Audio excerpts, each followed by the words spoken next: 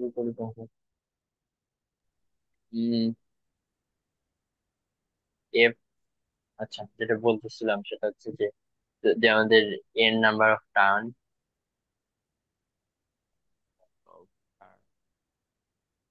হচ্ছে এন, আর পার টার্ন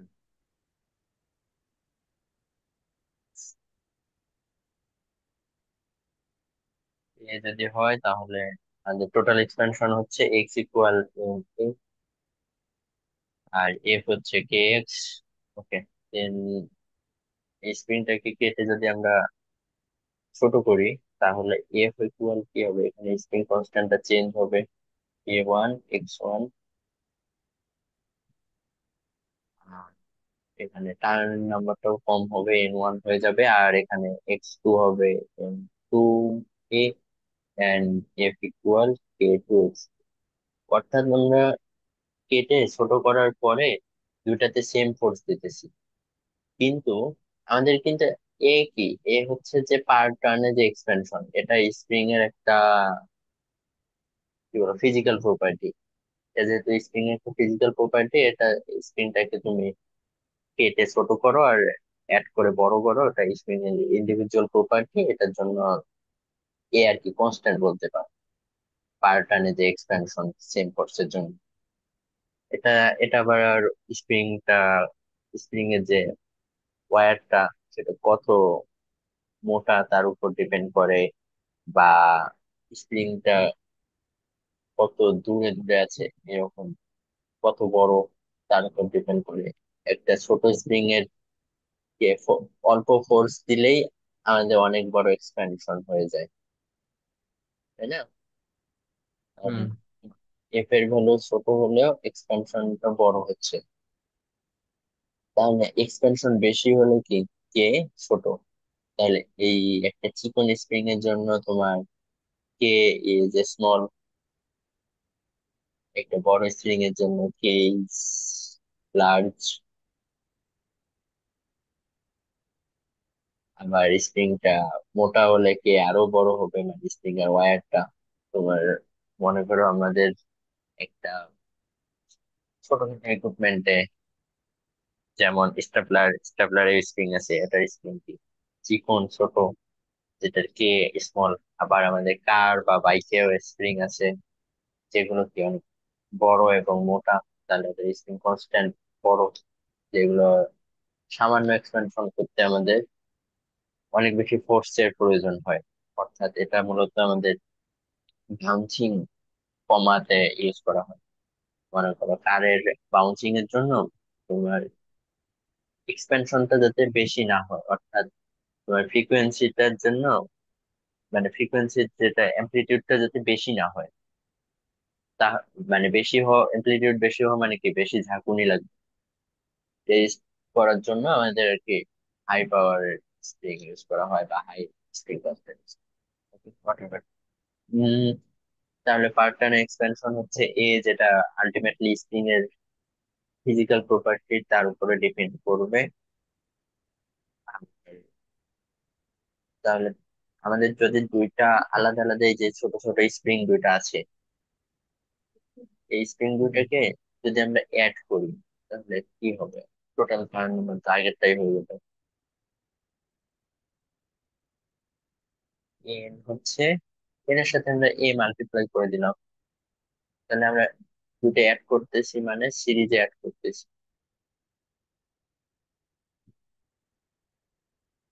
তাহলে n a one a, n two, আর এন ওয়ান এ আবার কি এক্স, তাই না? তুমি কি এটা বুঝতে পারতেছো? Hello, hello. হ্যাঁ। এটা কি বুঝতে পারতেছো? না। কোথায় বোঝো নাই? দেখো হুম। আমি তো অনেক দূর করছি। একটা হুম। আলটিমেট স্প্রিং এর স্প্রিং স্প্রিং এর টার্ন নাম্বার যদি এন হয়, স্মল এন, আর টার্নে ইনক্রিজ যদি এ হয়, এফ ফোর্স এর জন্য। তাহলে expansion, total expansion x equal N A না? হুম। স্প্রিংটাকে কেটে যদি আমরা এটা ভাগ করলাম, ইকুয়াল হতে পারে, নাও হতে পারে, ওটা whatever। তাহলে এবার এ কি? এক্সপেনশন এ হচ্ছে পার টার্নে এক্সপেনশনটা। স্প্রিং এ তো হুম। একটা টার্ন নাম্বার আছে, প্রত্যেকটা টার্নে যতটুকু এক্সপেন্ড করবে। তাহলে এটাকে কেটে ছোট করলে সেম কোর্সের জন্য এবার এক্সপেনশন এক্স ওয়ান হবে টোটাল এক্সপেনশন। আর পার টার্ন এক্সপেনশনটা কিন্তু ফিক্স থাকবে, এটা সম্পর্কে একটু আগে বললাম। আর এক্স টুটা হচ্ছে পার টার্নে আরেকটা এক্সপেনশন, মানে অন্য স্প্রিং এটা। তাহলে আমাদের এরপরে দুইটা স্প্রিং কে যদি আমরা সিরিজে অ্যাড করি, তাহলে নাম্বার অফ স্প্রিং কি হবে, মানে নাম্বার অফ টার্ন কি হবে, এটা এটা বুঝতে পারছো? হুম। আচ্ছা, এটা এরপরে আমরা বোথ সাইডে এ দ্বারা মাল্টিপ্লাই করলাম, এন্ড এ ফোর্স মানে ইকুয়াল কেন? হ্যাঁ, কোনটা ইকুয়াল কেন? ফোর্স। আচ্ছা, ফোর্সটাকে আমরা ইকুয়ালি অ্যাপ্লাই করতেছি, কারণ আমরা যখন সিরিজে নিতেছি তখন এর উপরে যে ফোর্স হবে এর এই এই স্প্রিং এর উপরও সেম ফোর্সই হচ্ছে, কারণ একটাই তো ফোর্স আমরা অ্যাড করতেছি। তাহলে এ যে ফোর্স ফিল করবে, এও তো সেম ফোর্সই ফিল করবে, তাই না? আচ্ছা। এখান থেকে আমাদের ডিসপ্লেসমেন্টটা চলে আসলো, আর ডিসপ্লেসমেন্ট হচ্ছে এ বাই কে। এখান থেকে এটা এফ গুলো কাটা দিলে ওয়ান বাই কে, এটাকে ইকুইভ্যালেন্ট বল। তাহলে এটা হচ্ছে আমাদের স্প্রিং যদি সিরিজে অ্যাড থাকে তাহলে আর ইকুইভ্যালেন্ট স্প্রিং কনস্ট্যান্ট। এটা কি বুঝতে আহ, পারছো? হ্যাঁ। হুম। হ্যাঁ, ঠিক আছে। আর যদি কি এখানে, হ্যালো, বৃষ্টি? জি, সিয়ামের মিড টার্মের রেজাল্ট দিয়েছে, ফার্স্ট হয়েছে। ও, কংগ্রেচুলেশন। তাহলে আমরা এখন যদি আমরা আলাদা আলাদা দুইটা স্প্রিং ইউজ করি, তাহলে তার জন্য আমরা একই জিনিস পাবো, এরপর কে ওয়ান প্লাস কে টু। এখন এটা আসলে আলটিমেটলি যদি দেখো কে ওয়ান এর ভ্যালু যদি এইট, কে টু এর ভ্যালু যদি 10 বসাই দাও, তাহলে কে এর ভ্যালু হচ্ছে 40/9, যেটা স্মলেস্টটার থেকেও স্মল, তাই না? এটা আমরা রেজিস্ট্যান্সও হুম। দেখছিলাম যে রেজিস্ট্যান্স যদি প্যারালালি হয় তাহলে সবচেয়ে ছোট রেজিস্ট্যান্সের থেকেও ইকুইভ্যালেন্ট রেজিস্ট্যান্সটা ছোট হয়। এটা কি মনে আছে?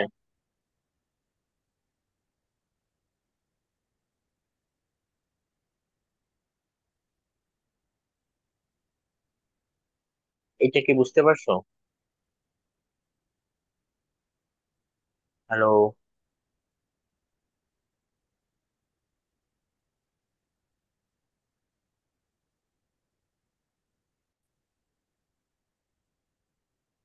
হ্যালো। হ্যালো। আচ্ছা, ওকে, দেখো আমরা যদি দুটা আলাদা আলাদা স্প্রিং এখানে অ্যাড করি, একটা কনস্ট্যান্ট হচ্ছে 8, একটা কনস্ট্যান্ট 10, তাহলে আমাদের ইকুইভ্যালেন্ট যে স্প্রিং কনস্ট্যান্টটা, এটা কি স্মলেস্ট স্প্রিং কনস্ট্যান্ট থেকেও স্মলার। হুম। এটা আমরা রেজিস্ট্যান্সও দেখছিলাম যে রেজিস্ট্যান্স প্যারালালি অ্যাড করলে ইকুইভ্যালেন্ট রেজিস্ট্যান্সটা কি স্মলার রেজিস্ট্যান্সের থেকে কম। এখন আরেকটা ম্যাথ এমসিকিউ তে নর্মালি আসে যে আমরা যদি একটা স্প্রিং কে দুটো আলাদা আলাদা পার্ট করে কেটে ফেলি, স্প্রিং এটাকে N1 ইস টু,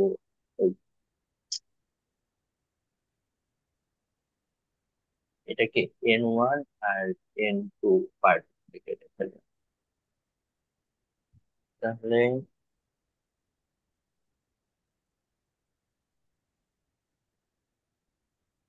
K2 এটা মানে সেম ফোর্স দিতেছি দুইটা স্প্রিং এর উপরই, তাহলে একটা এক্সপেনশন হবে K1 X1, একটা হবে K2 X2।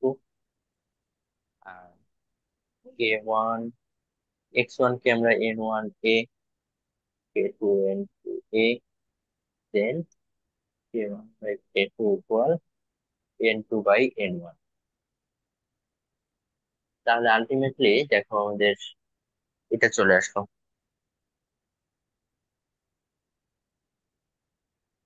Hello, hello.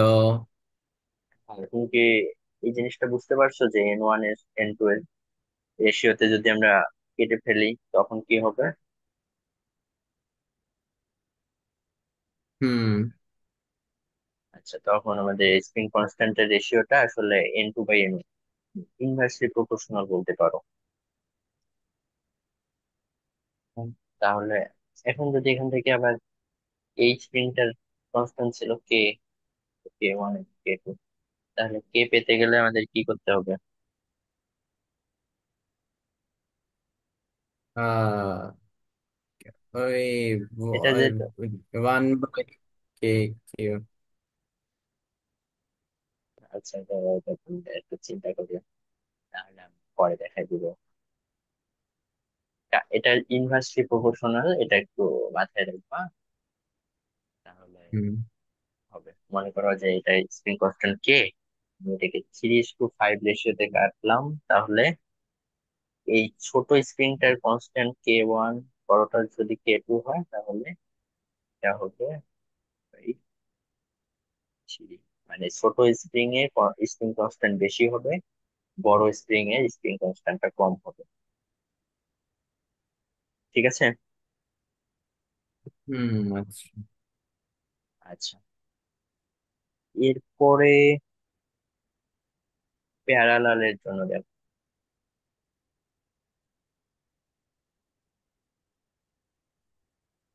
যদি এখানে আমাদের F4 হয়, হেয়ার ইজ K1 K2। আচ্ছা, দুইটা আলাদা আলাদা স্প্রিং যেহেতু, তাহলে এদের ফোর্স, যেটা আমাদের কি বলবো, রেজিস্টিভ ফোর্সটাও আলাদা হবে না? হ্যাঁ। হ্যাঁ, এটা এটা অনেকে বুঝতে পারে না। ওকে, তাহলে রেজিস্টিভ প্রথম স্প্রিং এর জন্য ফার্স্ট স্প্রিং F1 হচ্ছে K1। কারণ কি, displacement same, spring constant different.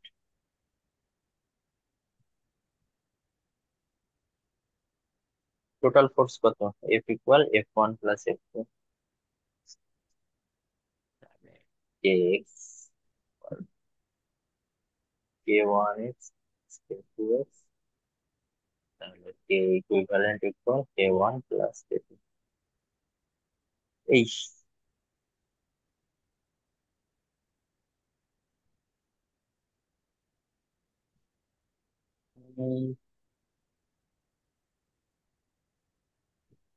এই দুইটা ডিসপ্লেসমেন্ট সেম হবে, এটা কি করে বোঝা যাবে? ডিসপ্লেসমেন্ট সেম হবে, তুমি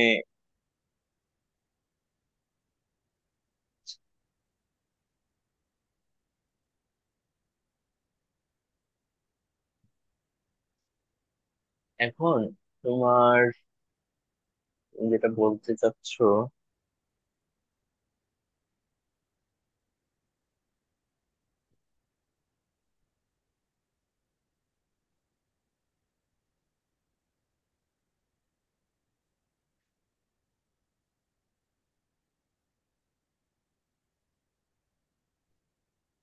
আচ্ছা, এর আগেরটাতে আমরা অ্যাজাম্পশন করে নিছিলাম, দেখো এই পূর্বে আমরা পূর্বের জন্যই ধরে নিছিলাম যে দুইটা স্প্রিং এর উপরে আমাদের ফোর্স সেম আমরা অ্যাপ্লাই করছি।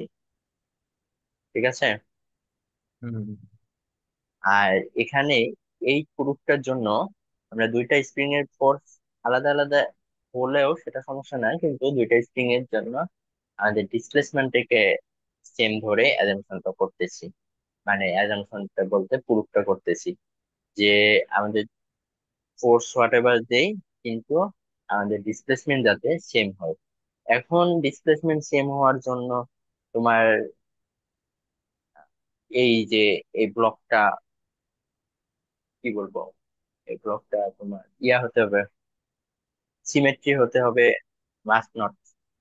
সিমেট্রি হতেও পারে, নাও হতে পারে, কারণ আমাদের ফোর্স এখানে ম্যাটার করতেছে না, আমাদের যাই করি ডিসপ্লেসমেন্টটাকে সেম রাখতে হবে, তাহলেই আমরা এই প্রুফটা করতে পারতেছি।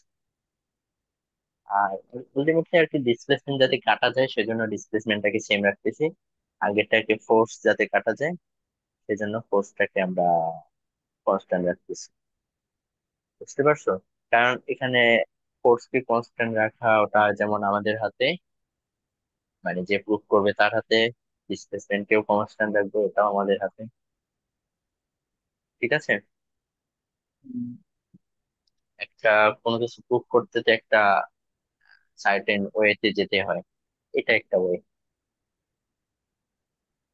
ক্লিয়ার? হ্যাঁ।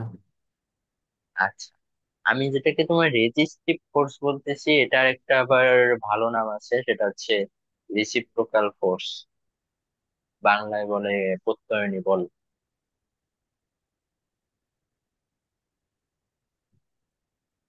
উম, আচ্ছা, এরপরে আমাদের পেন্ডুলামের কিছু জিনিসপাতি আছে।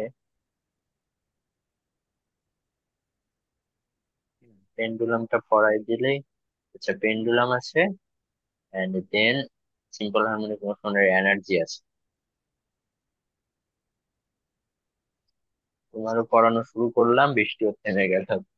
এটা কত? আচ্ছা, তুমি যতদূর পড়ছো ততদূরই তুমি এই কিছু জিনিস হয়তো বলতে পারবা।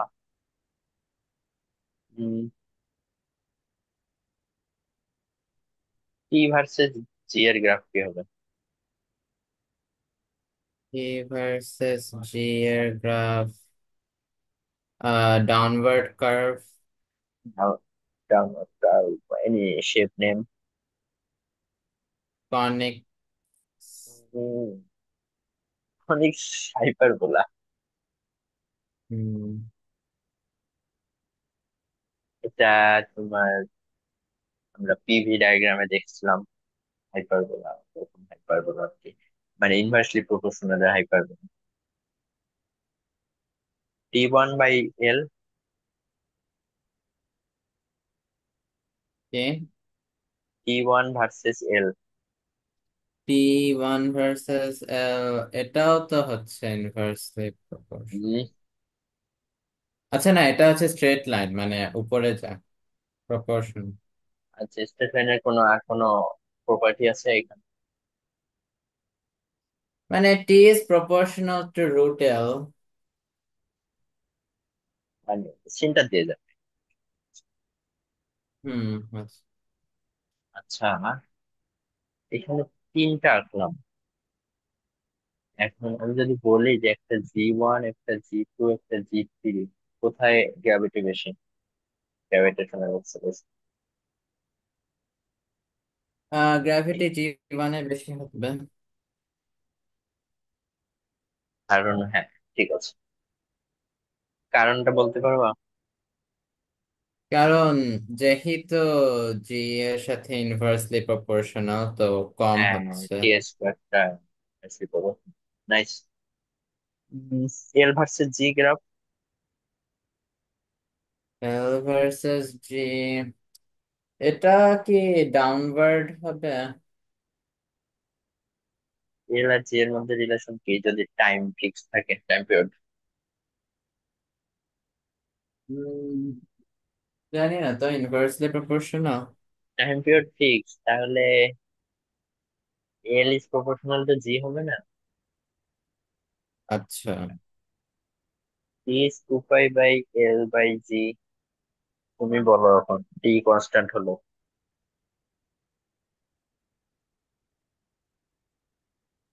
বুঝতে পারছো কি? না। টি স্কোয়ার ইকুয়াল 4π² L/জি না? এটা কনস্ট্যান্ট, টি স্কোয়ার কনস্ট্যান্ট, তাহলে L/জি কনস্ট্যান্ট, হ্যাঁ। তাহলে n is proportional to g। আচ্ছা। constant তাহলে গ্রাফ কি হবে বলো? Graph straight line passing through zero. Yes. এখানে টি এর প্রপার্টি বলো, কোনটা টি বড়? কি? কোনটি বড়? টি টি। কোন টি? ও তাই। আচ্ছা, টি থ্রি। হুম, ঠিক আছে। এরপরে টি ভার্সেস এল গ্রাফ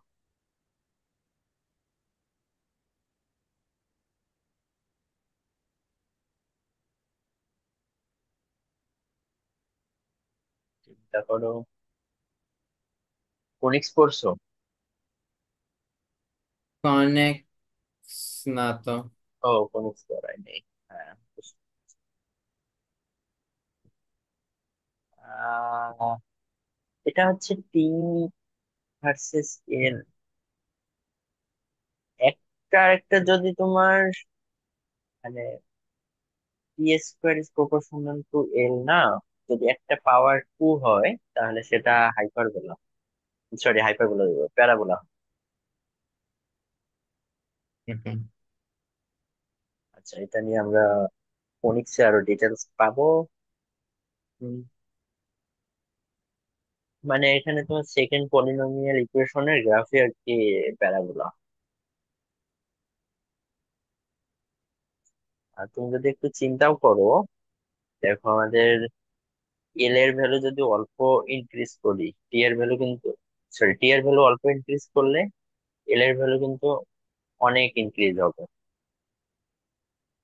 মানে স্কোয়ার হারে, স্কোয়ার রেটে চেঞ্জ হয়, ইনক্রিজ বা ডিক্রিজ।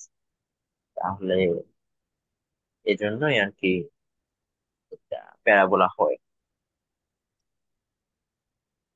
আর অরিজিন দিয়ে যাবে, কারণ এল এর ভ্যালু জিরো হলে টি এর ভ্যালু জিরো। হ্যাঁ, তুমি এটা বলো তো দেখি, যে স্পেসে টি কত? স্পেসে টি স্পেসের কি? Time period. Oh, time period, infinity. হুম, ফ্রিকোয়েন্সি। Frequency zero. একটা সিম্পল হারমোনিক মোশন মানে পেন্ডুলামের তোমার জিরো, ফ্রিকোয়েন্সি জিরো আর কি। আচ্ছা, last T square versus L এর graph, one by T square.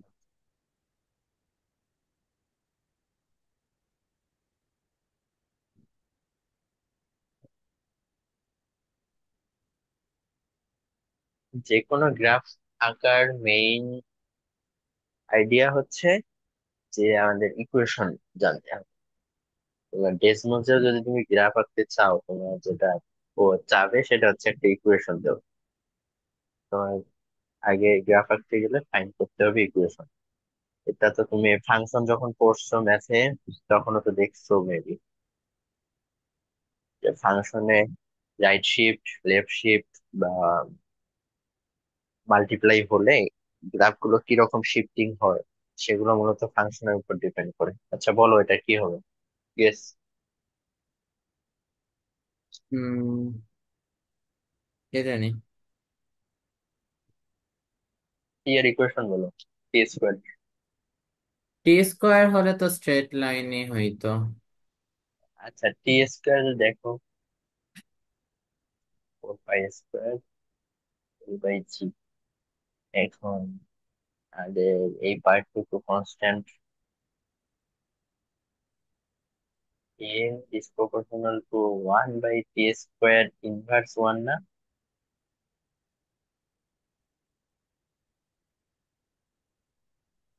তাহলে আমরা T is proportional to b inverse one, এরকম গ্রাফে কি দেখছিলাম বলো? ওই তো নিচে যায় আর কি। হাইপারবোলা। হুম। এটা হচ্ছে স্পেশাল নাম হচ্ছে রেক্ট্যাঙ্গুলার হাইপারবোলা।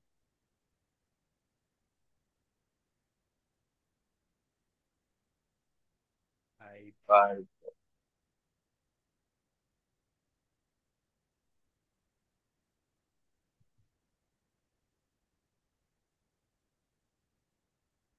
আচ্ছা, এটা একটু আরো ডিপে যাই দেখি।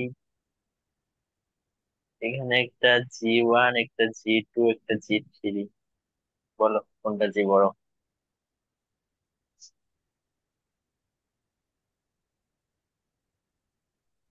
আম, জানি না। গেস। যা জি বড়, চারটেই ছোট না? কে? যার জি বড়, চারটেই ছোট। হুম। আর হ্যাঁ। এখানে তাহলে তার 1/t² বড়। হুম। আচ্ছা, তাহলে তো যার G1 বড় হবে। জীবন বড়।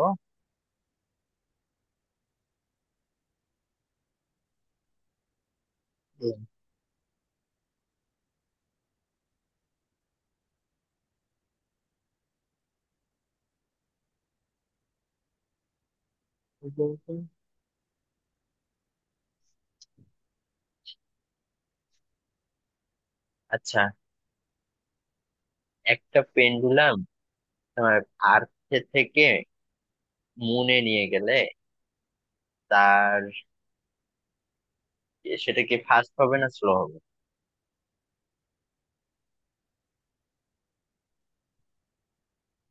ফাস্ট হবে। উম, না, আচ্ছা, না, স্লো হবে, স্লো হবে। Slow। আচ্ছা, এটা আমরা ম্যাথমেটিক্যালি দেখি। T is proportional, inversely proportional to root G। তাহলে মুনে জি ছোট, তাহলে টি বড়। টাইম পিরিয়ড হুম। বড়, টাইম পিরিয়ড বড় মানে একটা ফুল সাইকেলে ওর টাইম বেশি লাগবে, তাহলে ও স্লো হবে। এই ফাস্ট সোলোর ব্যাপারটা একটু মাথায় রাখবা।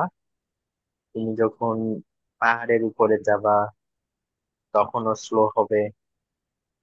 তারপরে হ্যাঁ মানে জি চেঞ্জ হলে টাইম পিরিয়ডটা চেঞ্জ হচ্ছে, কখনো ফাস্ট হয় কখনো স্লো হয়, এটা আমরা দেখবো নেক্সট দিন বা তারপরের দিন দেখবো। এটা বেশ ম্যাথ আছে এবং এগুলো বোর্ডে আসে।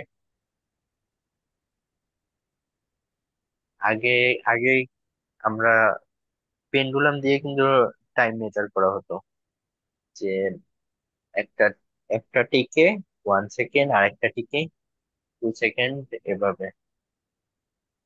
তাহলে এখন গ্র্যাভিটি যদি চেঞ্জ হয়, গ্র্যাভিটেশনাল এক্সেলারেশন, তাহলে তো টাইমেরও চেঞ্জ হবে, তাই না? অথবা হুম। মনে করো যে আমাদের ওয়্যারটা, ওটা যদি গরমে এক্সপ্যান্ড করে, শীতকালে যদি একটু লেন্থ ডিক্রিজ করে, তাহলে তো টাইম পিরিয়ড চেঞ্জ হবে, তখনও টাইম চেঞ্জ হবে, ফাস্ট বা স্লো হবে। তাহলে আমাদের মেজারমেন্টের সমস্যা হবে, ওই সমস্যাগুলো আমরা সলভ করব mathematically. Okay. Hmm. Okay, that's all for today. ক্লাসে কোনো কোশ্চেন? না। ওকে, ঠিক আছে।